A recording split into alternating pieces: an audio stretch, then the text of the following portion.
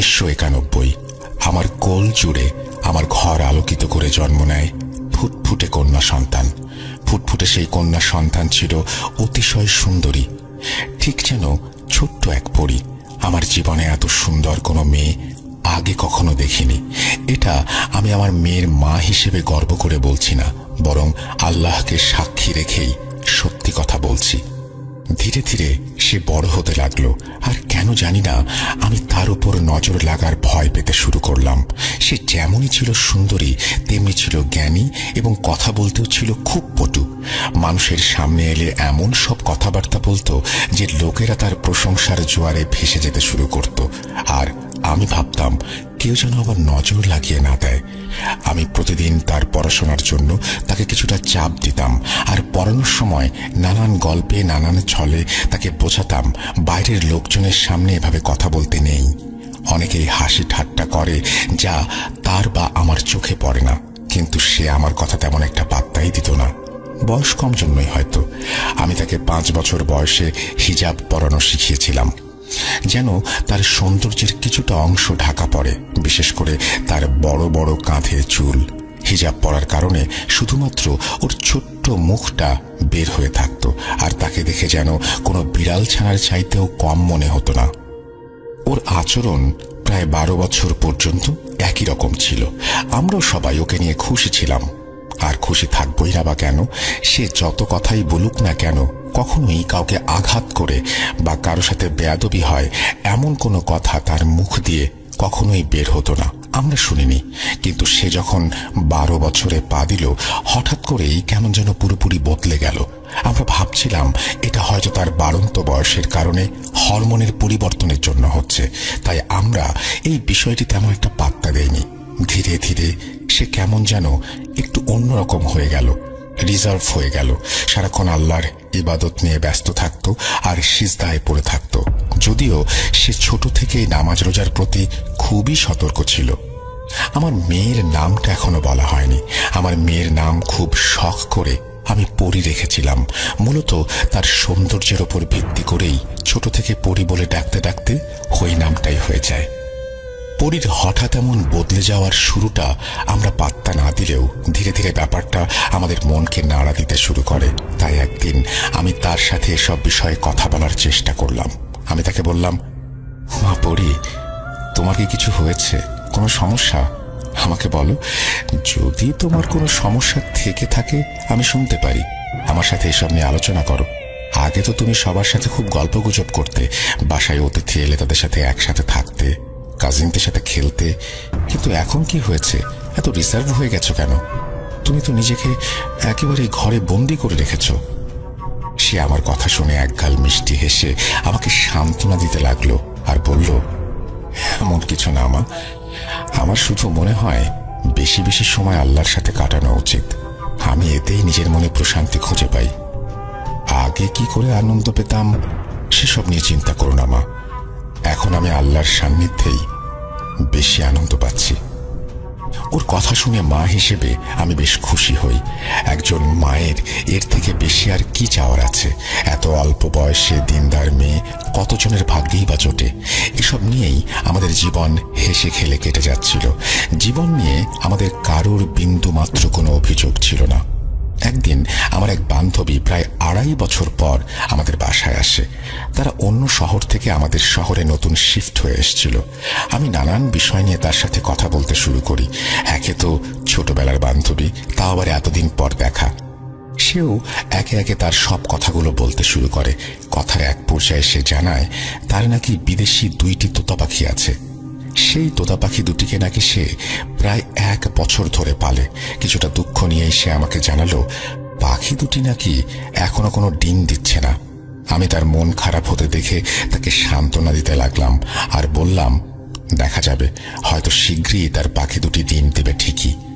আমরা দুইজন মিলে এসব নিয়ে আলোচনা করছিলাম। হঠাৎ আমি দেখলাম আমার মেয়ে আমাদের ঘরে প্রবেশ করলো। সে যে আমার বান্ধবীর সাথে খুবই আদরের সাথে সাক্ষাৎ করলো আর খবরাখবর নিল এবং আমাদের সাথে বসে গেল, এটাতে আমি বেশ খুশি হয়েছিলাম। আমি অবাক হচ্ছিলাম যে আজ সূর্য কোন দিক দিয়ে উঠল, যে আমার মেয়ে আজ রুমের বাইরে বের হয়ে এসে আবার নিজে থেকে কথাও বলছে।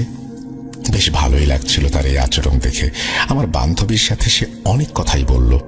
যখন আমার বান্ধবী উঠতে লাগলো বাড়ি যাওয়ার জন্য, তখন আমার মেয়ে তাকে বলল, আন্টি, আপনি একটা কাজ করুন, আপনার বারান্দার সামনের দিক থেকে তোতাগুলোকে সরিয়ে দিন। আপনি তাদেরকে একটু ভেতরের দিকে আর পেছনের দিকে রেখে দিন, তাহলেই আপনার তোতারাও ডিম দিতে শুরু করবে। আমার মেয়ের কথা শুনে আমার বান্ধবী হাঁ করে আমার মেয়ের দিকে তাকিয়ে থাকে কিছুটা সময়। আমি অবাক হচ্ছিলাম এই ভেবে যে আমি বা আমার বান্ধবী কেউই পরীকে তোতা পাখি নিয়ে কোনো কিছু জানায়নি। পরে এই ভেবে নিজের মনকে মানিয়ে নেই যে সে হয়তো দরজার বাইরে থেকে রুমে প্রবেশ করার আগে আমাদের কথাগুলো শুনতে পেয়েছিল। এভাবে নিজেকে সামলানোর পরও আমার মাথায় অন্য এক চিন্তা ঘুরপাক খেতে লাগলো। আমার মেয়ে তো কখনো আমার বান্ধবীর বাড়ি দেখেইনি, তারা তো এই শহরে এলোই ৩-৪ দিন আগে। তাহলে পরী কিভাবে জানলো যে তোতাগুলো বারান্দায় রাখা কিনা আর বারান্দার সামনের সাইডেই বা রাখা কিনা?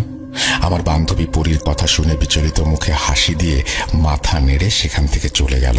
সে যাবার পরপরই আমি পরীকে জিজ্ঞেস করলাম, মা পরী, এটা কি ছিল? উত্তরে সে বলল, কিসের কথা বলছো মা? আমি তাকে আমার প্রশ্ন বুঝিয়ে দিয়ে পুনরায় উত্তরের জন্য অপেক্ষা করতে লাগলাম। সে আমাকে বলল, আমি তো তোমার ঘরের সামনে দিয়ে যাচ্ছিলাম, তখনই আন্টির কথাটা শুনলাম আর তাই ভেতরে চলে আসলাম। আমার তো আগে থেকেই কিছুটা তোতাদের নিয়ে অভিজ্ঞতা আছে। তারা ডিম না দিলে যদি তাদের জায়গা বদলানো হয়, তাহলে অনেক সময় তারা ডিম দিতে শুরু করে। আমার মেয়ে পাখি পালতো ছোটবেলা থেকে, তাই তার এই কথা আমার কাছে যৌক্তিকই মনে হয়েছিল। কিন্তু পাখি দুটি কোথায় রাখা আছে সেটা সে কিভাবে জানতে পারল, এই প্রশ্নের উত্তর আমি তখনও পাইনি। আমি পুনরায় তাকে বললাম, আচ্ছা সেটা না হয় হলো, ঠিক আছে, কিন্তু এটা বলো তুমি কিভাবে জানলে যে তাদের তোতাগুলো কোথায় রাখা আছে? সে বলল, মা, সাধারণত লোকেরা তোতাদেরকে বা যে কোনো পাখিকে বারান্দার সামনের দিকেই রাখে। আমি শুধু আন্দাজ করেই কথাটা বলেছিলাম। আমি তার কথা শুনে চুপ করে গিয়েছিলাম, কেননা তার উত্তর তার স্থান থেকে তো সঠিকই ছিল, কিন্তু কেন জানি না বারবার মনে হচ্ছিল কিছু একটা তো অবশ্যই আছে যে আমি ধরতে পারছি না। এই ঘটনার প্রায় ৭-৮ দিন অতিবাহিত হয়। ৭-৮ দিন পর আমার বান্ধবী পুনরায় আমাদের বাড়িতে এলো। ঘরে ঢুকেই সে অত্যন্ত খোশ মেজাজে জানালো তার তোতারা নাকি ডিম দিতে শুরু করেছে। আমি তাকে জিজ্ঞাসা করলাম সে কি কোনো পদক্ষেপ নিয়েছিল কিনা যার ফলে তোতারা ডিম দিতে শুরু করলো। সে বলল, আমার মেয়ে যেমনটা বলেছিল সে নাকি শুধু তেমনটাই করেছে, অর্থাৎ সে পাখির জায়গা পরিবর্তন করেছে আর ১ সপ্তাহের মধ্যেই তোতারা ডিম দিতে শুরু করেছে। আমার বান্ধবী চাইছিল আমার মেয়েকে ডেকে এনে ধন্যবাদ জানাবে, কিন্তু যখন আমি মেয়েকে ডেকে আনতে গেলাম তখন সে বলল, আম্মু, আন্টিকে বলো তার কাজ হয়ে গেছে, তিনি যেন আল্লাহর কাছে শুকরিয়া আদায় করেন। আমাকে শুকরিয়া জানাতে হবে না, আমি কিছু করিনি। যেহেতু আমার বান্ধবী পরীর সাথে দেখা করতে চেয়েছিল, তাই আমি তাকে বলেছিলাম একটু বাইরে আসতে। বাইরে এসে সে যেন আন্টিকে শুধু সালামটা দিয়ে চলে যায়, কিন্তু সে বাইরে আসতে চাইল না। বাধ্য হয়ে আমাকে বাইরে গিয়ে আমার বান্ধবীকে বলতে হলো পরী ঘুমাচ্ছে। এভাবেই আমাদের দিন কেটে যেতে থাকে। কিছু সময় পর পরী স্কুলে যাওয়া বন্ধ করে দিল। নিজে থেকেই কোরআন হিফজ করার চেষ্টা করতে শুরু করলো। তার জোরাজুরিতে আমি এক মহিলা শিক্ষিকা নিয়োগ দিলাম তাকে হিফজ করানোর জন্য। আমি তার আচরণে এত পরিবর্তন দেখে মাঝে মাঝে খুশি হতাম, আবার কখনো কখনো বেশ বিরক্তও হতাম। এমন না যে আমার ঘরের পরিবেশ খুবই ধার্মিক টাইপের ছিল, কিন্তু তাকে দেখে ভালো লাগতো যে আল্লাহর পথে সে চলছে। কিন্তু সমস্যা ছিল একটাই, সে যে দুনিয়াদারি একেবারেই ছেড়ে দিয়েছিল। না সে আমাদের সঙ্গে কোথাও বের হতো, না তার কোনো বন্ধু ছিল। সে কেবল নিজেকে নিজের ঘরে বন্দি করে রাখত। একদিন আমার অন্য আর এক বান্ধবী আমাদের বাসায় এলো, যে কিনা আমাদের সব থেকে কাছের বান্ধবী ছিল। সে এসে আমার কাছে এক প্রকার কেঁদেই ফেলল। সে তার দুঃখের কথা আমাকে জানাতে শুরু করলো। সে বলেছিল যে তার স্বামী নাকি বাড়ির দিকে একদমই কোনো খেয়াল রাখছে না, এমনকি আমার বান্ধবীকেও নাকি সময় দিচ্ছে না। সকাল থেকে রাত পর্যন্ত বাইরেই থাকে, রাতে বাড়িতে আসলে তার মুড খারাপ থাকে। আমি তার কথা শুনতে শুনতেই খেয়াল করলাম আমার মেয়ে ঘরে ঢুকছে। আমার মেয়েকে দেখে আমার বান্ধবী তার চোখের পানি মুছে নিয়ে হাসতে হাসতে আমার মেয়ের সাথে কথা বলতে শুরু করলো। সে বলল, পরী, তুমি তো অনেক বড় হয়ে গিয়েছো দেখছি, তুমি কেমন আছো মা? আমার বান্ধবী আমার মেয়ের সাথে সব ধরনের কথাবার্তাই বলছিল, যা সাধারণত বড়রা ছোটদের সাথে দেখা হলে বলে থাকেন। যখন সব কথা শেষ হলো তখন পরি কিছুটা সময় চুপ করে রইল। হঠাৎ সে আমার বান্ধবীকে জিজ্ঞাসা করল, আন্টি, আপনার স্বামীর নাম কি? আমার বান্ধবী এই কথা শুনে একদম অবাক হয়ে গেল। সে ভাবতে লাগলো এত ছোট মেয়ে কেন তার স্বামীর নাম জানতে চাইছে। তবুও সে পরীর দিকে তাকিয়ে মুচকি হেসে তার স্বামীর নাম পরীকে বলল। আর আমার মেয়ে তার হাত ধরে কিছুটা সময় বসে কি যেন ভাবতে লাগলো। সে কোনো কথা বলল না। হঠাৎ উঠে দাঁড়িয়ে আমার বান্ধবীও আমাকে সালাম জানিয়ে আবার নিজের রুমে চলে গেল। যাবার আগে আমার বান্ধবীকে বলল বাড়ি ফিরে 2 রাকাত নফল নামাজ পড়ে আল্লাহর কাছে দোয়া করতে। আমার বান্ধবীও চলে গেল। কিন্তু পরের দিন সে আবার আমাদের বাড়িতে এলো। এবারে তাকে খুব খুশি খুশি মনে হচ্ছিল, যেন সে কোনো লটারি জিতে গেছে। সে আমাকে বলতে লাগলো যে তার স্বামী রাতের বেলা বাড়ি এসেছিল আর তার জন্য নাকি বিশাল বিশাল সব উপহারও নিয়ে এসেছিল। তার স্বামী তার কাছে নাকি হাত জোর করে মাপ চাইছিল আর বলছিল, মাফ করে দাও আমায়। এই বলে সে নিজের মুখেই নাকি স্বীকার করে সে অন্য এক মহিলার সঙ্গে জড়িয়ে গিয়েছিল। ওই মহিলার কাছে নাকি সে প্রতারণার শিকার হয়েছে। সে নাকি নিজের ভুল বুঝতে পেরেছে। আমার বান্ধবীও তাকে মাফ করে দেয়। তার কথা শুনে আমার কাছে কিছুই বোধগম্য হচ্ছিল না। সে অনর্গল নিজের মতো করে কথা বলে যাচ্ছিল। সে বলল, তোর মেয়ে তো খুব বুঝতার দেখি। দেখ, কালই সে আমার স্বামীর নাম জিজ্ঞেস করেছিল আর আমাকে 2 রাকাত নফল নামাজ আদায় করতে বলেছিল। 1 রাতের মধ্যেই সে সোজা হয়ে গেছে। আমার বান্ধবীর কথা শুনে আমি কি ভাববো না ভাববো কিছুই বুঝতে পারছিলাম না। পরপর 2টি অলৌকিক ঘটনা ঘটে গেল। কিভাবে ঘটলো আর কখনই বা ঘটলো কিছুই মাথায় আসছিল না। আমার বান্ধবী তার কথা শেষ করে নিজের মতো করে চলে গেল। আমি পরীর ঘরে গিয়ে সব কথা তাকে জানালাম। তাকে বললাম আমার বান্ধবীর স্বামী ঠিক হয়ে গেছে। সে শুধু একটা কথাই বলল, আলহামদুলিল্লাহ। আমি বললাম, এসব কি হচ্ছে পরী? তুমি কেন তার স্বামীর নাম জিজ্ঞেস করেছিলে? এমন চলতে থাকলে লোকজন তোমার সম্পর্কে নানা কথা বলতে শুরু করবে। তুমি এটা চাও? সে বলল, আম্মু, আমি তো শুধু নিঃস্বার্থভাবে আল্লাহর দরবারে দোয়া করি আর আল্লাহ তাআলা আমায় কবুল করে নেন। এখানে কেউ কেন কিছু বলবে? আর বললেই বা কি আসে যায় আম্মু? আমি কারো কোনো ক্ষতি করেছি নাকি কোনো অন্যায় করেছি? দোয়া করা কি অন্যায় আম্মু, তুমি বলো? তার কথাবার্তার স্পষ্টতা আমাকে প্রতিবারের মতো এবারও চুপ করিয়ে দিল। সে কথা জানে প্রচুর। অল্প কথা বললেও এমন জ্ঞানী কথা বলতো যে তার কথা শুনে কখনোই মনে হতো না এই কথা 12 বছর বয়সী কোনো মেয়ের দ্বারা বলা সম্ভব। আমি এই ঘটনা দুটির পর যা ভাবছিলাম তাই হলো। পরীর কিছু কথা মানুষের মাঝে পরিচিতি পেতে শুরু করলো। শুরু হয়ে গেল নতুন এক অধ্যায়ের। যে যখনই কারো কোনো সমস্যার কথা আমাকে জানাতো বা আমার সামনে কোনো দুঃখের কথা বলতো, আমার মেয়ে সেখানে নিজ থেকেই হাজির হয়ে যেত এবং কিভাবে যেন তার সমস্যার সমাধান করে দিত।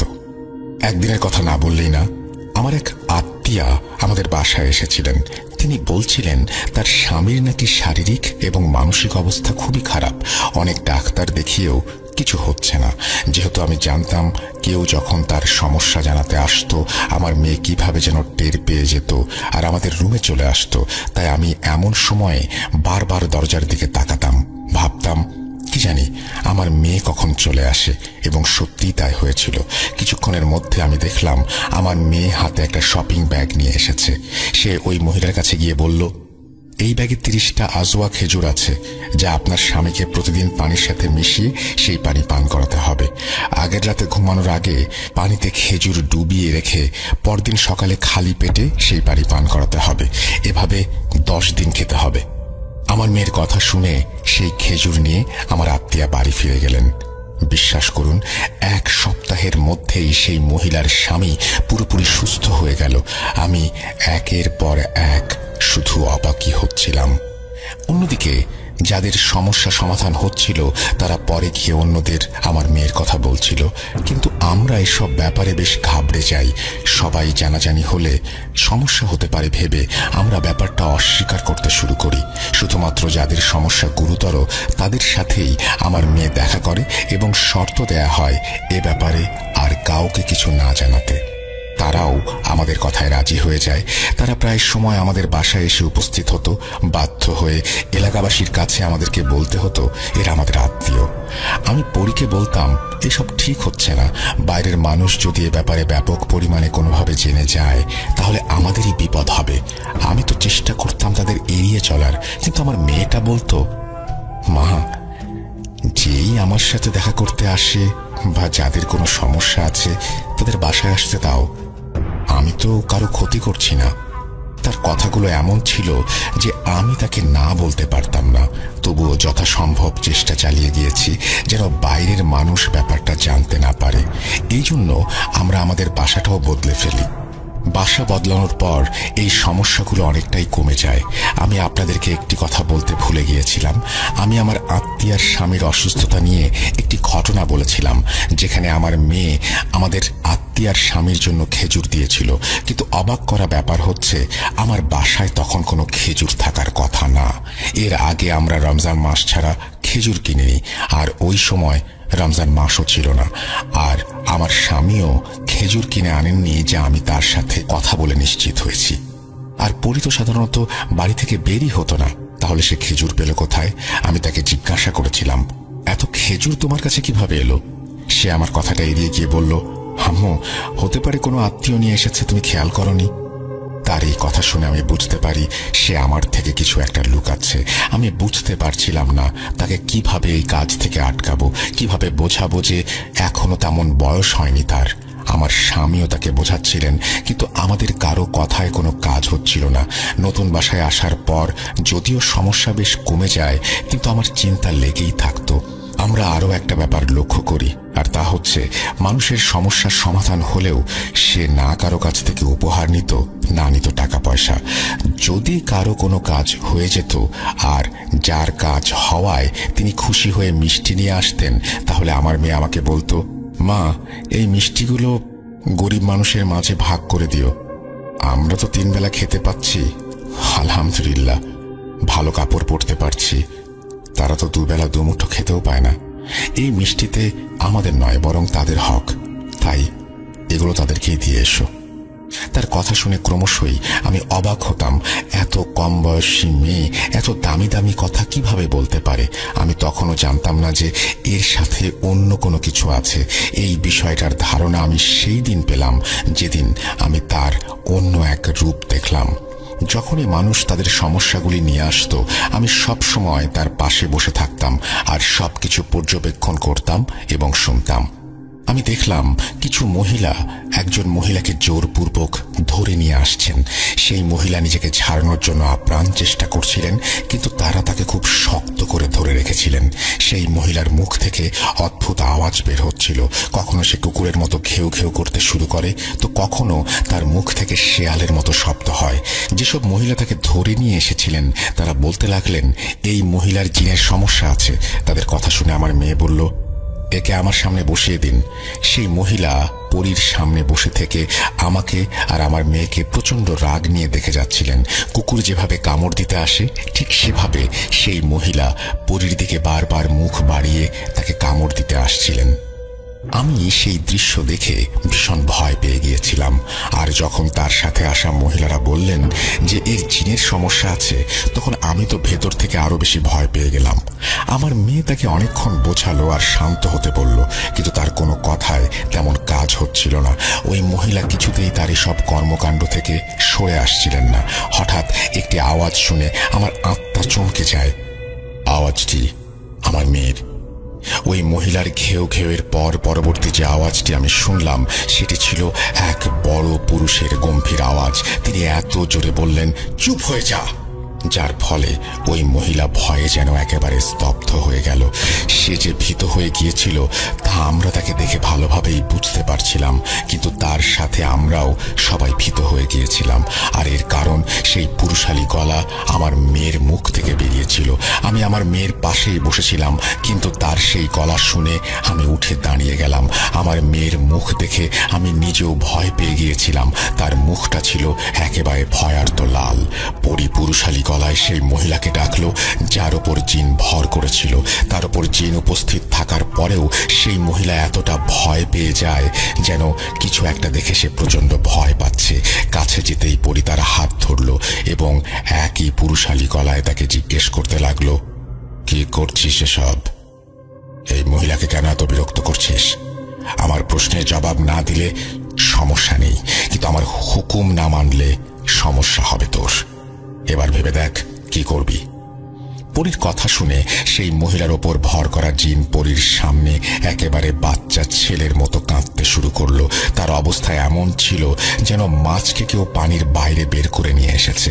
সে বলল, হুজুর, আমাকে মাফ করে দিন, আমি আর বিরক্ত করব না, আমি জানতাম না এরা আপনার কাছে আসবে। সে সব বলতে বলতে যেভাবে চিৎকার করছিল আর বলছিল, মেরো না আমায়, মেরো না, মনে হচ্ছিল যেন কেউ সামনে আছে যিনি কিনা তার উপর ক্রমাগত আক্রমণ করে যাচ্ছেন। হঠাৎ সেই মহিলা পরীর পায়ে পড়ে গেলেন আর বলতে লাগলেন, হুজুর, আমাকে মাফ করে দিন। আমি সবচেয়ে বেশি অবাক হচ্ছিলাম এই ভেবে যে সে আমার মেয়েকে হুজুর বলছে কেন। এরপর মহিলা সেখান থেকে চলে গেলেন। তিনি কিছুক্ষণের জন্য অজ্ঞান হয়ে পড়ে রইলেন। কিছু সময় পর আমার মেয়েও আবার স্বাভাবিক হয়ে গেল। মহিলার জ্ঞান ফিরে এলো আর তিনিও স্বাভাবিক হয়ে গেলেন এবং তারা সকলেই প্রস্থান করলেন। যখন সব মহিলারা চলে গেল তখন আমি পরীকে জিজ্ঞেস করলাম, পরী, এসব কি হচ্ছে? তুমি কিভাবে এমন পুরুষের মতো করে কথা বলতে পারো? তখন সে কিছুটা চুপ হয়ে রইল। আমিও তার উত্তরের অপেক্ষা করছিলাম। সে নীরবতা ভেঙে বলল যে সে আমাকে একটা কথা বলতে চায়। সে আমাকে অনুরোধ জানায় মানুষের সাহায্য করতে, আর এই সব কিছুতেই তাকে নাকি একজন ভালো জিন সাহায্য করছে। তিনি পরীকে মানুষের সহায়তার জন্য একটা মাধ্যম বানিয়েছেন, আর যেহেতু এটি ভালো কাজ আর মানুষের সেবা করা আর তাদের বিপদ আপদে পাশে দাঁড়ানো মুসলিম হিসেবে সবার কর্তব্য, তাই সে এটাকে মেনে নিয়েছে। আমি তার কথা শুনে তাকে জিজ্ঞাসা করলাম, কি বলছো তুমি? তুমি কি বুঝতে পারছো তুমি কি বলছো? এর মানে কি কোনো ভালো জিন আছে তোমার সাথে? এটা কি আদৌ আমার পক্ষে মেনে নেওয়া এত সহজ হবে? আগেও আমি জিজ্ঞেস করেছি তোমার কাছে তোমার কোনো সমস্যা আছে কিনা, তুমি কিছুই বলনি। আর আজ হঠাৎ এভাবে সব বলতে শুরু করলে। একবারও ভাবলে না তোমার বাবা মায়ের কেমন লাগবে? হোক সে কোনো নেক জিন, ভালো জিন, করুক সে মানুষের উপকার, কিন্তু আমরা এসব কিভাবে মেনে নেব? আমি অঝরে কেঁদে বুক ভাসালাম। আমার মেয়ে আমাকে সান্ত্বনা দিয়ে বলল, আম্মু, তুমি নিজেই দেখো আমাদের ধর্ম আমাদের কি বলে, সুন্দর চরিত্রের পাশাপাশি মানুষের কল্যাণে এগিয়ে যাবার, কারো অনিষ্টের কারণ না হবার। আমি তো সেই ধর্মের নিয়ম মেনেই চলছি, আর যিনি আমার সাথে আছেন তিনিও তো আমাকে আমাদের ধর্মের ব্যাপারে বিস্তারিত জানিয়েছেন, আল্লাহর পথে চলার শিক্ষা দান করেছেন। তিনি আমার শিক্ষক হয়ে আছেন। তিনি যেভাবেই থাকবেন, তোমরা এসব নিয়ে ভয় পেও না। তোমাদের পরী তোমাদেরই থাকবে। তার কথা শুনে আমি তাকে জড়িয়ে ধরি। আমি আমার মেয়েকে হারাতে চাই না, তাই ভয় পাচ্ছিলাম। কিন্তু যখন ভাবি সে কখনো কারো কোনো ক্ষতি বা মনোকষ্টের কারণ হয়নি, তখন মনে কেমন যেন এক অদ্ভুত প্রশান্তি অনুভব করি। কিন্তু সবকিছুর পরও যখন থেকে পরী আমাকে বলেছিল যে তার সাথে নেক বা ভালো জিন আছে, তখন থেকেই আমার মনে একটা ভয় জেগে উঠেছিল। সে কিছুতেই পিছিয়ে যেতে প্রস্তুত ছিল না। আমি বুঝতে পারছিলাম না কিভাবে তাকে পেছনে সরাবো। কোনো উপায়ন্তর না দেখে আমি আমার পরীকে আল্লাহর কাছে সমর্পণ করি। এছাড়া আমার আর কিছুই করার ছিল না। তার পুরুষালী গলায় কথা বলা, মানুষের সমস্যা সমাধান করা, এসব তো 12 বছরের একটা মেয়ের পক্ষে কখনোই সম্ভব নয়। তার সাথে ভালো জিন আছে বলেই সে এই কাজ করতে পেরেছে, যা আমার আর বোঝার বাকি থাকলো না। থাক সেসব কথা। একদিন আমার স্বামীর অফিসের বস তাকে অফিসে ডেকে নিয়ে বললেন, একটু দরজা লক করে ভেতরে আসুন। আমার স্বামী বসের কেবিনে প্রবেশ করার পর বস তাকে বললেন, আমি আপনার মেয়ের ব্যাপারে কিছু কথা শুনেছি, এই কথাগুলো কি সত্যি? বসের এমন প্রশ্ন শুনে আমার স্বামী বেশ ঘাবড়ে যান আর এসব অস্বীকার করতে শুরু করেন। পরীর বাবা তাকে জিজ্ঞেস করেন তাকে এসব কথা কে বলেছে। বস তাকে জানান তার এক আত্মীয়ার জিনের সমস্যা ছিল। সে কুকুরের মতো ঘেউ ঘেউ করত আর প্রচন্ড আক্রমণাত্মক হয়ে উঠেছিল। আমার মেয়ের চিকিৎসায় সে এখন পুরোপুরি সুস্থ। আমার স্বামী বুঝতে পারলেন তার বস কোন মহিলার ব্যাপারে কথা বলছেন তিনি সবই জেনে গেছেন জিনের ব্যাপারে। তিনি বসকে বললেন, স্যার, আমি জানি না আসলে কি সত্যি কি মিথ্যা, কিন্তু লোকজন বলেন যে তাদের সমস্যাগুলো নাকি মিটে যায়। এটা শুনে তার বসের চোখে পানি চলে এলো। তিনি বললেন, আমি গত 10 বছর ধরে এত বড় এক পরীক্ষার মধ্যে আছি, তোমাদের সে কথা কি আর বলবো। তারপর তিনি কাঁদতে কাঁদতে আমার স্বামীকে বললেন, আমার একটা ছেলে আছে, তার বয়স প্রায় 30 বছর। 20 বছর বয়স পর্যন্ত সে খুব ভালোই ছিল, নিয়মিত কলেজে যেত, অনেক বন্ধুও ছিল, কিন্তু এরপর কি যে হলো কেউ জানে না। সে লোকজনের ওপরে হামলা করতে শুরু করলো।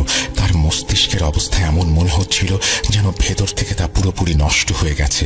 গত 10 বছর ধরে বিশ্বের নানান প্রান্তে ছুটে বেড়াচ্ছি, ডাক্তার দেখিয়েছি, কিন্তু কোনো চিকিৎসাতেই তার বিন্দু মাত্র কোনো উন্নতি হয়নি। বলতে গেলে আমার চেষ্টায় 1% সফলতাও পাইনি। সে এতটাই বেপরোয়া আর হিংস্র হয়ে উঠেছে যে গত 10 বছর ধরে আমরা তাকে শেকল দিয়ে বেঁধে রেখেছি। তাকে ঘুমের ইঞ্জেকশন দিয়ে ঘুম পাড়ানো হয়। সে সারাদিন শুধু পাগলের মতো চিৎকার করে। বসের ছেলের এই অবস্থার কথা শুনে বসের চোখে পানি দেখে আমার স্বামীর চোখেও পানি চলে এসেছিল। বস তাকে অনুরোধ করেন পরীর সাথে এই ব্যাপারে কথা বলার জন্য। আমার স্বামী তার বসকে আশ্বাস দেন যে তিনি পরীর সাথে এই ব্যাপারে কথা বলবেন। রাতে যখন আমার স্বামী বাড়ি ফিরে এলেন তখন তিনি সরাসরি পরীর ঘরে চলে গেলেন এবং সব কিছু তাকে জানালেন। পরী তখন তার বাবার কাছে সেই ছেলের নাম জানতে চাইল। আমার স্বামীর মনে পড়ল তিনি সেই ছেলের নাম জিজ্ঞাসা করতে ভুলে গেছেন। তিনি আগামী দিন ছেলের নাম জেনে আসবেন বলেন। পরের রাতে যখন পরীর বাবা বাসায় এলেন তিনি তখন বসের ছেলের নাম জেনে এসেছিলেন। পরীকে নাম বলার পর পরী বাবাকে বলল, আব্বু, আমাকে 3 দিন সময় দিন, তারপরই আমি ওই ছেলের সম্পর্কে জানাতে পারবো। দেখতে দেখতে 3 দিন পার হয়ে গেল। পরী বলল, সেই ছেলের একটা না, বরং অনেক সমস্যা আছে, আর এই সমস্যাগুলো তার সাথে হয়েছে কারণ সে কালো জাদু শেখার চেষ্টা করেছিল, কিন্তু তাতে সে ব্যর্থ হয়। আমার স্বামী পরীর বলা কথাগুলো তার বসকে জানিয়ে দেয়। বস এটা শুনে নিজের চেয়ার থেকে লাফিয়ে উঠে বললেন, ভাই, তোমার মেয়ে তো 100% ঠিক বলেছে। আসলে তার এই কথা পুরোপুরি সত্যি। ছোটবেলায় আমার ছেলে খারাপ সঙ্গে পড়ে গিয়েছিল আর খারাপ বন্ধুদের সাথে মিশে জাদু টোনা শিখতে শুরু করেছিল। তারপর থেকেই তার সাথে সবকিছু ঘটতে শুরু করে। অনেক বাধা দেবার পরেও লুকিয়ে লুকিয়ে সে সব করত। এরপর আমার স্বামীর বস আমার স্বামীর পায়ে পড়ে যান, ভাই, দয়া করে তোমার মেয়েকে বলে আমার বাচ্চার চিকিৎসা করিয়ে দাও, এই কাজে যত টাকা লাগে আমি দেব। বসের এমন ব্যবহার দেখে আমার স্বামী আর মানা করতে পারলেন না। আমার স্বামী তাকে বললেন চিন্তা না করতে, পরী এসব করতে কোনো টাকা নেয় না, আর যদি তার পক্ষে সম্ভব হয় তাহলে সে অবশ্যই চিকিৎসা করবে। আমার স্বামী বাড়ি ফিরে এসে পরীর সাথে এই বিষয়ে কথা বলল। পরী সব শুনে বলল, বাবা, আমি তো প্রস্তুত আছি, কিন্তু আমার সঙ্গে যিনি আছেন তিনি আমাকে এই কাজ করতে দিতে চাচ্ছেন না। পরীর কথা শুনে আমি পরীকে জিজ্ঞেস করলাম, এর মানে কি আম্মু? সে বলল, মা, যিনি আমার সাথে আছেন তিনি বলছেন যে এই কাজ করতে গিয়ে আমার জীবন বিপন্ন হতে পারে। তিনি আমাকে নিজের মেয়ের মতো দেখেন, তাই তিনি আমাকে এই কাজ করার অনুমতি দিতে চাইছেন না। এই কথা শুনে আমি এবং পরীর বাবা দুজনেই খুব চিন্তায় পড়ে গেলাম। পরীর বাবা বললেন, আমি কালই আমার বসকে সব বলবো। আমরা আমাদের মেয়ের প্রাণের ঝুঁকি নিয়ে কোনো কিছু করতে পারি না। বাবার কথা শুনে পরী বলল, বাবা, এসবের কোনো দরকার নেই। আমি আমার সাথে থাকা জিনকে রাজি করাবো। জীবন ও মৃত্যু তো আল্লাহর হাতে। যদি আমার ভাগ্যে থাকে তাহলে এভাবেই আমার মৃত্যু হবে, আর যদি অন্যভাবে লেখা থাকে তবে তাই হবে। কার মৃত্যু কিভাবে হবে সে ব্যাপারে স্বয়ং আল্লাহ ব্যতীত আর কেউ জানেন না। তোমরা এ নিয়ে ভেবো না। আর মা, তুমি না আমাকে আল্লাহর কাছে সোপর্দ করেছ, তাহলে এসব নিয়ে কেন দুশ্চিন্তা করছো? অনেক কথা খরচের মাধ্যমে সেই রাতে পরী আমাদেরকে কিভাবে জানি না রাজি করিয়ে ফেলে। পরবর্তী 1 সপ্তাহ পর্যন্ত পরী আমাদের সাথে এই বিষয়ে আর কোনো কথাই বলেনি। তারপর 1 সপ্তাহ পরে সে বাবার কাছে গিয়ে বলল, আব্বু, আমি তাকে রাজি করিয়ে নিয়েছি। এখন আমি সেই ছেলের চিকিৎসা করতে চাই। তুমি আঙ্কেলকে জানিয়ে দাও, আজ রাতেই আমি যেতে চাই। যখন আমার স্বামী তার বসের সঙ্গে যোগাযোগ করলেন, এই ব্যাপার জানালেন, তখন তিনি সেই মুহূর্তেই আমাদের নিতে চলে এলেন। যখন আমরা তাদের বাড়িতে পৌঁছালাম তখন আমরা হতভম্ব হয়ে গেলাম। তার শক্তির ঊর্ধ্বে আমার স্বামীর বস আমাদের 3 জনকে ছেলের ঘরের দিকে নিয়ে গেলেন। তাদের ছেলের অবস্থা দেখে আমারই চোখে পানি চলে এলো। তার মুখ, তার চুল আর দাড়ির জন্য দেখাই যাচ্ছিল না। জটা ধরা চুল আর দাড়ির জন্য তাকে দেখে বদ্ধ উন্মাদ মনে হচ্ছিল। তার মুখ থেকে লালা বের হচ্ছিল ক্রমাগত। যখনই আমরা দরজা খুলে সেদিকে তাকালাম, সে এমন ভাবে আমাদের উপরে ঝাঁপিয়ে পড়ল যেন কোনো পাগল কুকুরের মতো সে আমাদের উপর হামলা করার জন্য এগিয়ে আসছিল, কিন্তু সে কোলে বাঁধা ছিল জন্য সে আটকে গেল। এরপর আমার মেয়ে আমাদের 3 জনকে বলল, আপনারা সবাই রুম থেকে বেরিয়ে যান। যত খুশি আওয়াজ আসুক বা যাই হোক, আপনারা কেউ ভেতরে আসবেন না যতক্ষণ না আমি নিজে থেকে আপনাদের ডাকবো। আমি আমার মেয়েকে একা সেই রুমে যেতে দিতে প্রচন্ড ভয় পাচ্ছিলাম। আমাকে দেখে পরি আমার অবস্থা বুঝতে পেরেছিল, আর তাই সে আমাকে বলল, মা চিন্তা করবেন না, আমি একা নই, আল্লাহ আমার সাথে আছেন।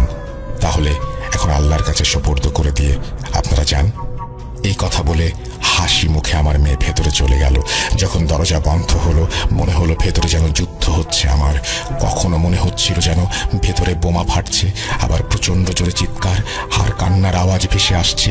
সেই রুমের ভেতরে কি হচ্ছে আমি কিচ্ছু জানি না। আমি জানি না কি ঘটে চলেছে। আমার মন ভেঙে যাচ্ছিল, কারণ আমার ছোট্ট মেয়ে, আমার পরি ভেতরে একা। 1 ঘন্টা আমার জন্য একেবারে কোনো কেয়ামতের থেকে কম ছিল না। তারপর আমি আমার মেয়ের হালকা আওয়াজ শুনলাম। আমি দরজা খুলে যখন ভেতরে গেলাম তখন দেখলাম সেই ছেলে অজ্ঞান হয়ে পড়ে আছে আর আমার মেয়ে আধা অজ্ঞান। আমরা দ্রুত মেয়েকে নিয়ে হাসপাতালে ছুটলাম। তাকে হাসপাতালে ভর্তি করানো হলো। সে খুবই দুর্বল হয়ে পড়েছিল। ডাক্তাররা বলেছিলেন তাকে 1 সপ্তাহ পর্যবেক্ষণে রাখতে। সে সময় ধীরে ধীরে ডেঙ্গু ছড়াতে শুরু করেছিল। পরীক্ষা নিরীক্ষার পর জানা গেল আমার মেয়ের ডেঙ্গু হয়েছে। আমাদেরকে তার সঙ্গে দেখা করার উপরে নিষেধাজ্ঞা জারি করা হলো। খুবই খারাপ অবস্থা হয়ে গিয়েছিল তখন। মাত্র 3 দিনের মাথায় আমাদের পছন্দের আর আমাদের আদরের পরি আল্লাহর কাছে চলে গেল। আমার স্বামী বলেছিলেন তার জানাজায় নাকি হাজার হাজার লোক হয়েছিল। আমার স্বামী আরো বলেছিলেন জানাজায় নাকি অনেকে প্রায় দেখতে একই রকমের বৃদ্ধ ছিলেন, যাদের পরনে ছিল লম্বা সাদা জুব্বা। আমার স্বামীর মতে মেয়ের জানাজায় জিনও সামিল হয়েছিল। আমার স্বামীর বসের ছেলে এরপর পুরোপুরি সুস্থ হয়ে যায়। আমি নিজেই তার সঙ্গে দেখা করে এসেছি। তাকে দেখে একদমই মনে হয়নি কিছুদিন আগেও সে শিকলে বাঁধা ছিল। আমার ছোট্ট পরি 12 বছরের জীবনে যেই কাজটা করে গেছে তা অনেকেই পুরো জীবনেও করতে পারেনি। সে ছিল আমার একমাত্র মেয়ে। দুঃখ তো মনে খুবই বেশি আছে, কিন্তু খুশিও লাগছে যে তার জীবন মানবতার জন্য উৎসর্গ করে গেছে। সে অনেক বেশি মদ্যপান করে। সারাদিন যা রোজগার করে বেশ কিছু অংশ মদ্যপান করে এবং বাকিগুলো পকেটে থাকে বা কখনো কোথাও পড়ে যায়, তার কোনো ঠিক নেই। ঠিক সেদিন মদ্যপান করে বাড়ি আসার পর কোনো বাজার সদাই না থাকায় তার স্ত্রী এবং বাচ্চারা সবাই চিৎকার চেঁচামেচি শুরু করে। তখন চারু মিয়া এতটাই নেশাগ্রস্ত ছিল যে তার কোনো হিতাহিত জ্ঞান ছিল না। সে তখন ঘর থেকে তরকারি কাটার একটা বটি নিয়ে এসে বলে সবাইকে জবাই করে ফেলবেন। তার আশেপাশের অনেক লোক তখন জড়ো হয়ে গেছে। সবাই যখন চেষ্টা করছে ওর হাত থেকে বটিটি নিতে, তখন সে চাচ্ছে কাউকে না কাউকে আঘাত করতে। এক পর্যায়ে উপস্থিত সমস্ত লোকজন ভাবেও নি এমন একটা ঘটনা ঘটবে। চারু মিয়া কাউকে আঘাত করতে না পেরে নিজের গলায় বটি চালিয়ে দেয়। তখন উপস্থিত সবাই যারা ছিল তারা সবাই অনেকে ভয় পেয়ে যায়। তখন মুহূর্তের মধ্যেই তার হাত থেকে বটি পড়ে যায় এবং অতিরিক্ত রক্তক্ষরণের ফলে সে মাটিতে লুটিয়ে পড়ে। সবাই তাকে ধরতে আসবে, তখন আচমকা 2 হাতের 2 আঙুল দিয়ে গলায় একটা টান দেয়। ততক্ষণে 2-3 জন এসে গামছা দিয়ে গলা পেঁচিয়ে হাসপাতালে নিয়ে যাওয়ার ব্যবস্থা করে ফেলেছে। কিন্তু হাসপাতালে যাবার আগেই পথেই সে মারা যায়। এখান থেকেই মূল ঘটনার শুরু। সে আত্মহত্যা করলেও সে যেহেতু সুস্থ মানুষ ছিল না, তাই গ্রামের কবরস্থানে তাকে দাফন করতে কোনো বাধা ছিল না এবং দাফন কাজও অনেক দ্রুত করা হয়। তার মৃত্যুতে যারা উপস্থিত ছিল তাদের অনেকেই সেই চোখের সামনে ভয়ানক আত্মহত্যা দেখে মারাত্মকভাবে ভয় পেয়েছিল। গ্রামের যে কবরস্থানে তাকে দাফন করা হয়েছে তার পাশেই যাতায়াতের রাস্তা এবং অন্য পাশে বিশাল দিঘির সমান, কিন্তু সবাই পুকুর বলে। আর ঘটনা যখন 1995 সালের, তখনকার সময় সন্ধ্যার পরে এই রাস্তায় মানুষের যাতায়াতটা অনেকটা কম ছিল। যেদিন তাকে দাফন করা হয় তার পরদিন থেকেই এই গ্রামের এবং পাশের গ্রামের যারাই এই রাস্তা দিয়ে একটু রাত করে যাওয়া আসা করে তারাই দেখে চারু মিয়া রাস্তার পাশে হাঁটাহাঁটি করছে, কেউ বা দেখে কবরস্থানের দেয়ালের উপরে হাঁটাহাঁটি করছে। তখন অনেকেই ডাক দেয় কিন্তু সাড়া পায় না, ভাবে হয়তোবা আজকে বেশি নেশা করেছে তাই এমনটা হচ্ছে। কিন্তু সেই মানুষগুলো যখন বাড়িতে ফেরে এবং জানতে পারে যে চারু মিয়া আর এই পৃথিবীতে নেই, তখন তারা ভাবে তাহলে আমরা কাকে দেখলাম। মাঝরাতে আশেপাশের মানুষগুলো রাতে সজাগ হলে কেন যেন একটা শব্দ পায় কবরস্থান থেকে, আর অনেকগুলো কুকুরের খেউ খেউ আওয়াজ। সপ্তাহখানেক পরের ঘটনা, ভয়ঙ্কর এক ঘটনা। চারু মিয়ার পাশের বাড়ির এক লোক ব্যবসার কাজে বাইরে ছিলেন এবং অনেকদিন ধরেই সেখানে ছিলেন। তিনি যেদিন বাড়ি ফিরবেন ওই কবরস্থানের কাছাকাছি আসতেই চারু মিয়াকে দেখেন। তখন বলেন, চারু ভাই, এত রাতে কি করো এখানে? বাড়ি চলো। তখন চারু মিয়া আস্তে আস্তে হাঁটছে। ওই লোক আবার বলল, চলো না, আমি বাড়ি নিয়ে যাব। এই বলে যখন লোকটি চারু মিয়ার হাতটা ধরল, ঠিক তখনই চারু মিয়া মাথা উঠিয়ে তাকালো। প্রতিবেশী লোকটা ভয়ে দেখল চারু মিয়ার গলায় ক্ষত এবং সেখান দিয়ে ফিনকি দিয়ে রক্ত বের হচ্ছে, আর চারু মিয়া দুই হাতে আঙুল দিয়ে গলায় আস্তে আস্তে টান দিচ্ছে। লোকটা ভয়ে একদম জমে গেছে।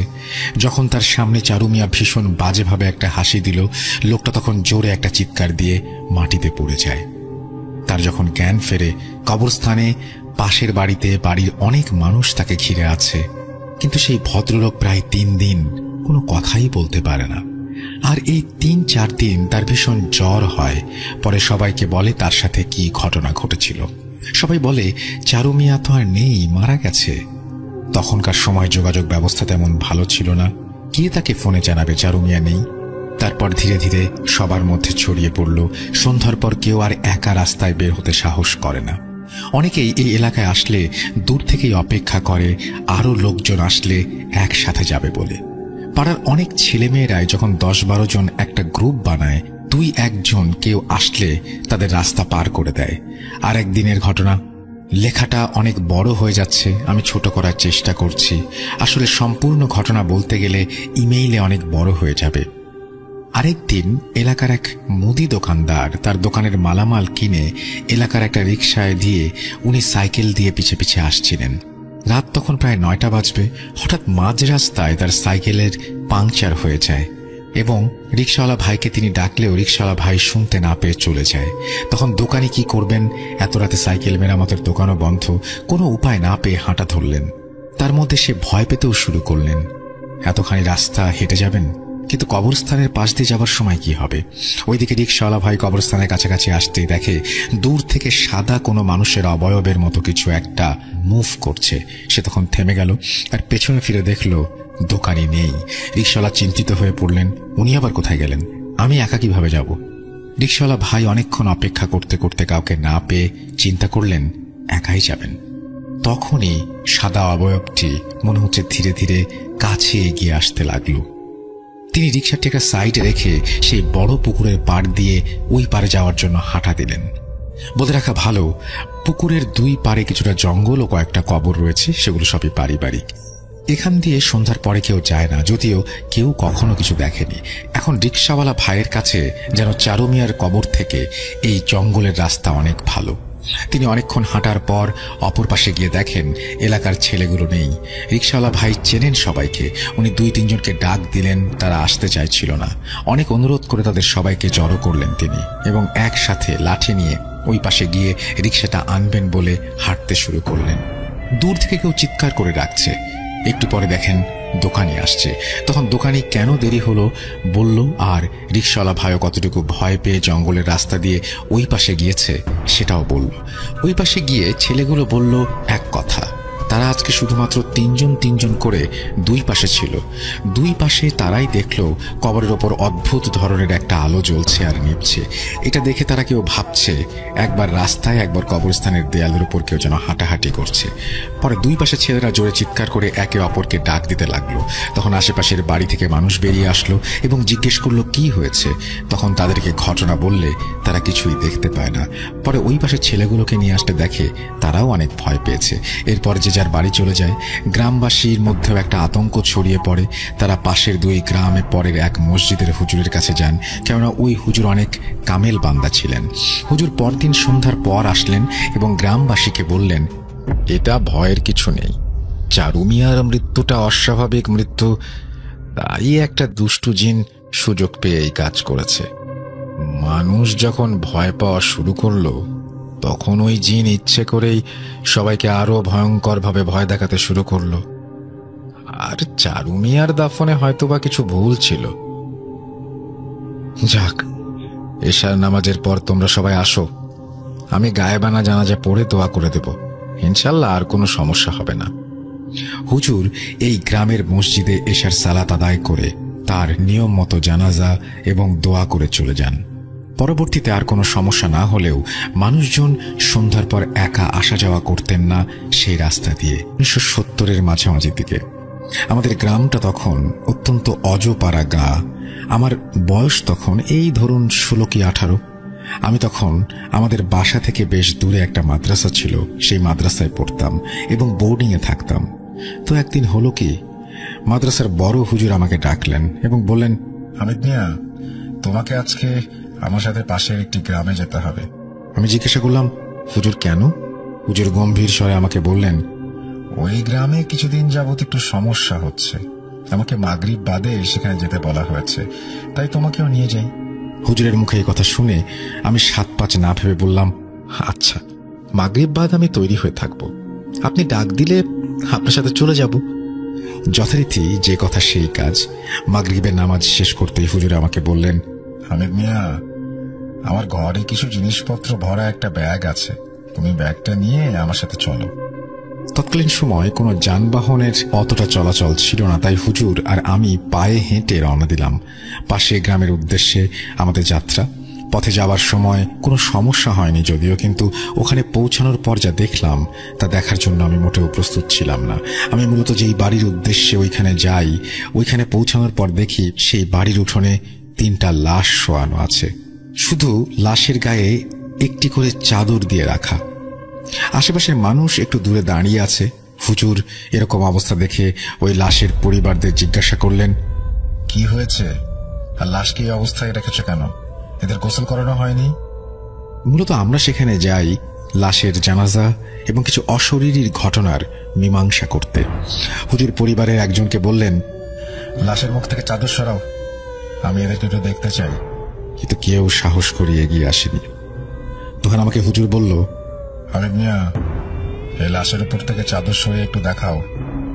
হুজুরের কথা মতো আমি চাদরটা সরাই, কিন্তু চাদরটি সরিয়ে আমি আমার জীবনের সব থেকে ভয়াবহ জিনিসটি দেখি, আর তা হলো লাশটি মাথার সাইড থেকে পুরো অর্ধেক পর্যন্ত মনে হয় কেউ চাপাতি দিয়ে কুপিয়ে আলাদা করে ফেলেছে। কিন্তু না, পরে 2টি লাশের ওপর থেকে চাদর সরানোর পর দেখি একটি লাশের ঘাড়ের ওপর থেকে পুরো শরীরের অর্ধেক নেই। মনে হচ্ছে কেউ তাদেরকে টেনে ছিঁড়ে আলাদা করে ফেলেছে। এই দেখে আমি সহ্য করতে পারি না, সাথে সাথে বমি করে দেই। তা দেখে হুজুর আমাকে বলল, হামিদ মিয়া, তুমি ঠিক আছো? আমি অভয় দিয়ে বলি, হ্যাঁ ঠিক আছে। এরপর যথারীতি গ্রামের কিছু সাহসী লোক দিয়ে লাশের গোসল ও জানাজা দিয়ে দাফন করে দেওয়া হয়। এরপর পরিবারের কাছে হুজুর জিজ্ঞাসা করলেন, এই সব ঘটল কিভাবে? পরিবারের একজন বয়োজ্যেষ্ঠ কষ্টভরা মুখ করে বললেন, এরা 3 জন আমার ছেলে। এরা প্রতিদিন কুমার নদীতে নৌকায় মাছের খোঁজে দূরে দূরে যেত। হঠাৎ একদিন তারা 3 ভাই মিলে কাঠের তৈরি অদ্ভুত একটা বাক্স বাসায় নিয়ে আসে। তারপর তারা সেই বাক্সটা খোলার জন্য অনেক চেষ্টা করে, কিন্তু পারেনি। গত 5 দিন আগে অনেক চেষ্টার পর ওই বাক্স ভাঙতে সফল হয়েছে। বাক্স ভাঙার পর থেকেই তারা কেমন যেন শুরু করেছিল। মনে হচ্ছিল কিছু দেখে ওরা অনেক ভয় পেয়েছে। তারপরও তারা মাছ মারতে যায়। আমি তাদের মাছ মারতে যেতে নিষেধ করি। নিষেধ উপেক্ষা করে মাছ মারতে যায় তারা। পরে কাল সকালে ওই নৌকায় তবে এই অবস্থায় পাওয়া গেছে লাশ। হুজুর সেই বাক্সটি দেখতে চায়। লোকটি বাক্সটি নিয়ে হুজুরের দিকে আসে এবং তখনই হুজুর বাক্সটি দেখে কেমন যেন একটু অস্বস্তি বোধ করতে থাকেন। তারপরে হুজুর ভালো করে বাক্সটি পর্যবেক্ষণ করেন এবং তিনি দেখতে পান আমিও দেখতে পাই বাক্সটির সারা গায়ে বিভিন্ন রকমের লেখা, এবং লেখাগুলো তৎকালীন সময় হুজুর ঠিক মতো পড়তে পারছিলেন না, কিন্তু তারপরও যতটুকু তিনি পড়তে পেরেছিলেন তা হল বাক্সটির ওপরের অংশে লেখা ছিল মৃত্যু সমান, যে খুলবে সেই মরবে। এই শুনে ওইখানকার সব লোকজন এবং আমিও চমকে যাই। সাথে সাথে হুজুর বাক্সটি আগুনে পুড়িয়ে ফেলতে চান, কিন্তু দুঃখের বিষয় হলো বাক্সটি আগুনে পোড়ানো যাচ্ছিল না।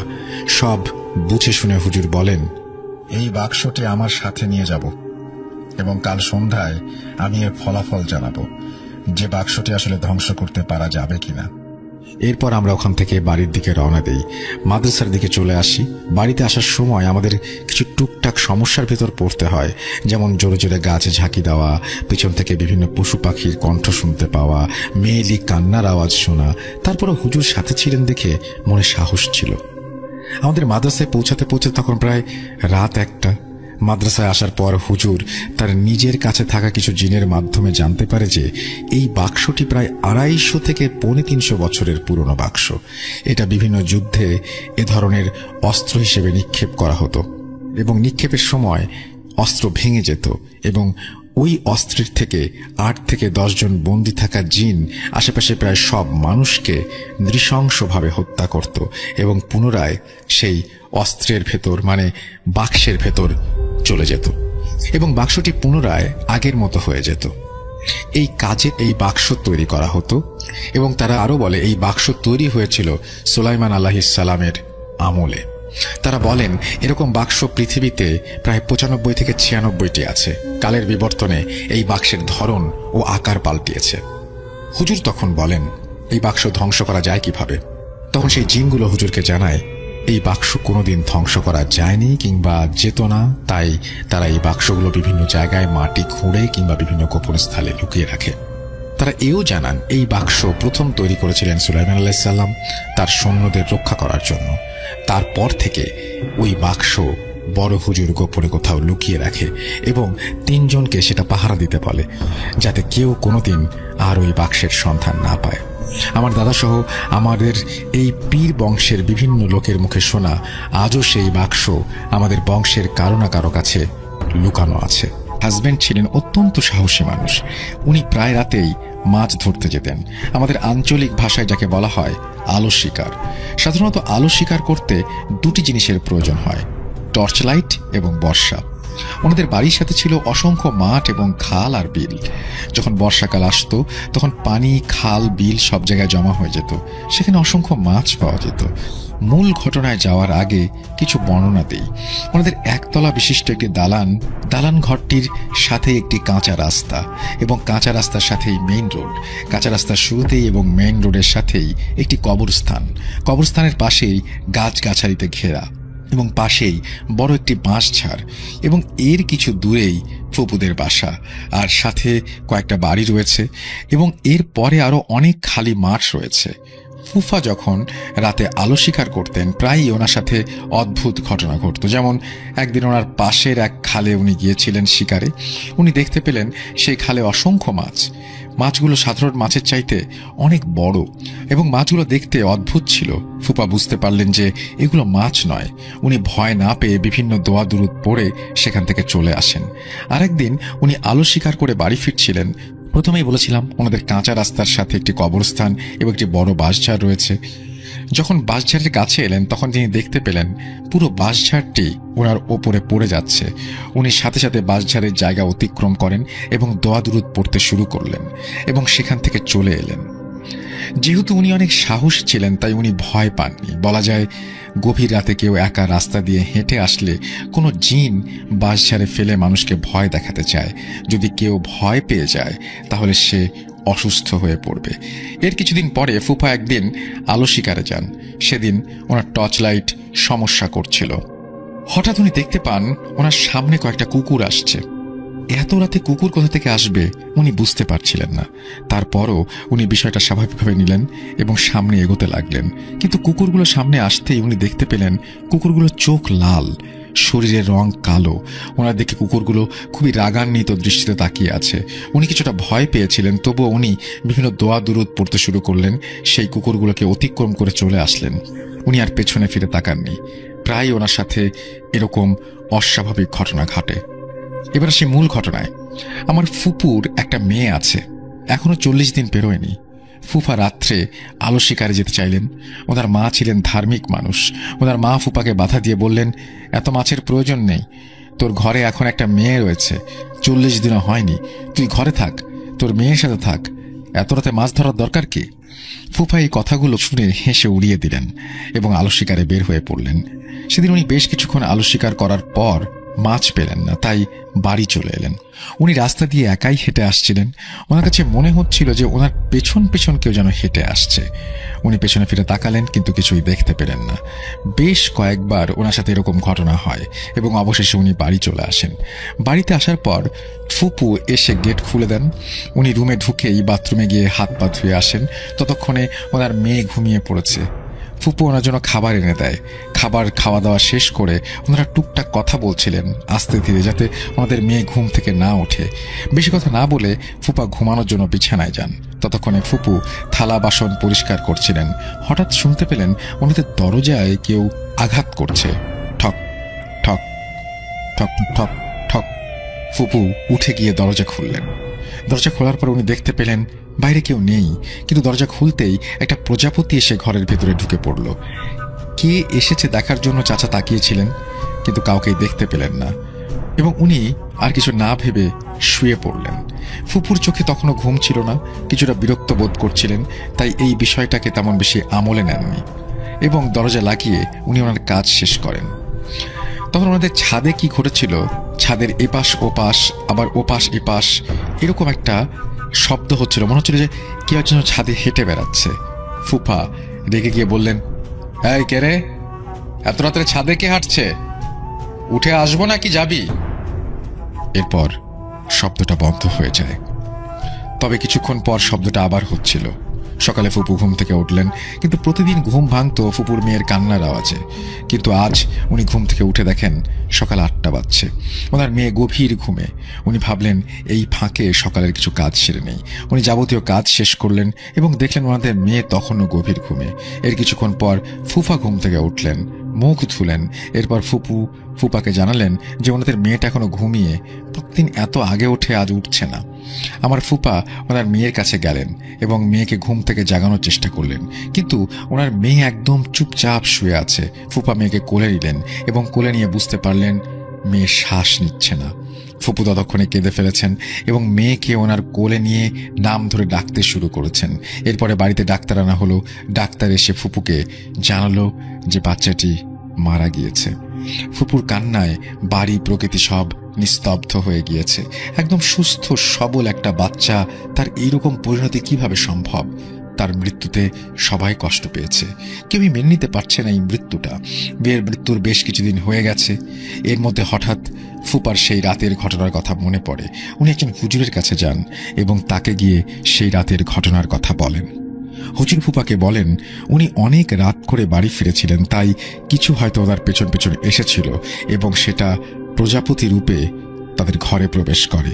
এরপর ফুপা বুঝতে পারলেন যে তার নিজের ভুলেই তিনি মেয়েটিকে হারিয়েছেন।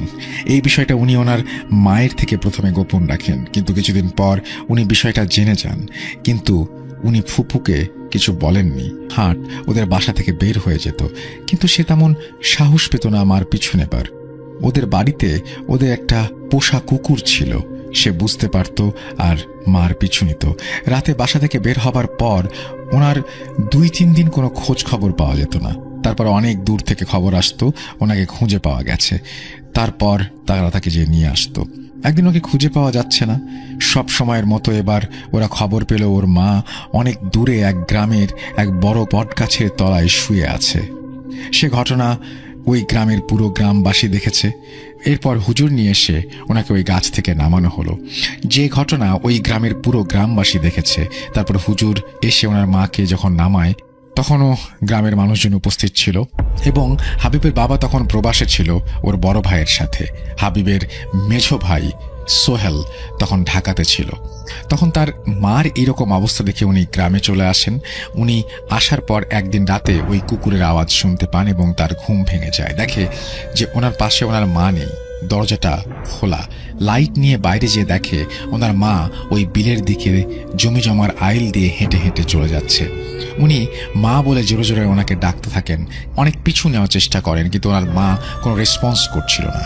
আর সোহেল ভাই যত দূরেই যাক ওনার মা ততটাই দূরে চলে যায়। এই পর্যায়ে সোহেল ভাই না পেরে বাসায় চলে আসে।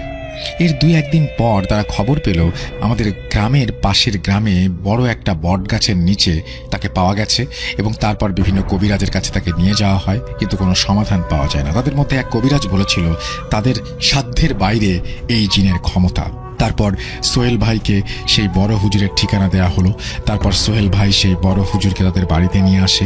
বড় হুজুর বাড়িটি পর্যবেক্ষণ করেন এবং তারপর বড় হুজুর বলেন তাদের এই বাড়ি হলো এক বদ জিনের আস্তানা।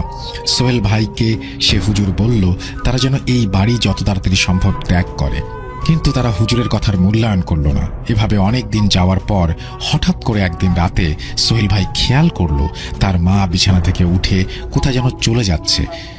তারপর সোহেল ভাই তার মাকে ধরে রাখার চেষ্টা করলো, কিন্তু সে তার সাথে শক্তিতে পেরে উঠল না। তার মা তাকে ছিটকে দূরে ফেলে চলে গেল। তারপর তার মার সাথে তাদের ওই পোষা কুকুরটিও চলে গেল।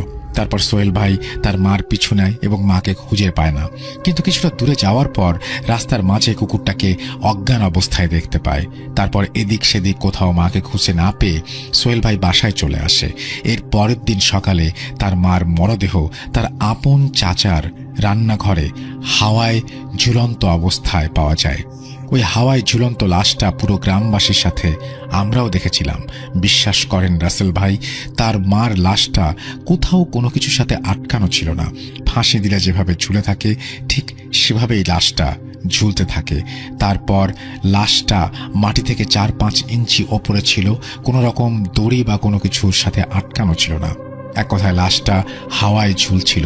পুরো গ্রামবাসী এটা দেখেছে। থানা থেকে পুলিশ এসে লাশটাকে মাটিতে নামায়। তারপর আমাদের গ্রামের কয়েকটা মসজিদের ইমাম সাহেব এসে কোরআন তেলাওয়াত করে লাশটি মাটিতে নামায়। তারপর পুলিশ ময়না তদন্ত করে, কিন্তু কি কারণে মৃত্যু হয়েছে তা সে সম্পর্কে জানা যায় না। তারপর লাশটিকে গোসল দেওয়ার পর জানাজা পড়ে কবরস্থানে নিয়ে যাওয়া হয়। লাশটি এতটাই ভারী হয়েছিল যে কেউ লাশটিকে কবরস্থান পর্যন্ত নিয়ে যেতে পারছিল না। তারপর হুজুররা কোনো রকমের দোয়া কালাম পড়ে লাশটির কবরস্থান পর্যন্ত নিয়ে যেতে সক্ষম হয়। তারপর লাশটিকে কবরে দেওয়ার সময় অনেক বাধা পেরোতে হয়। লাশটিকে মাটি দেওয়ার সময় মাটি বারবার সরে যাচ্ছিল, যা হুজুর দোয়া পড়ে অনেক বাধার পর মাটি দিতে পেরেছিলেন। আর তার মৃত্যুর পরে তাদের বাসায় তার মার উপস্থিতি টের পেত।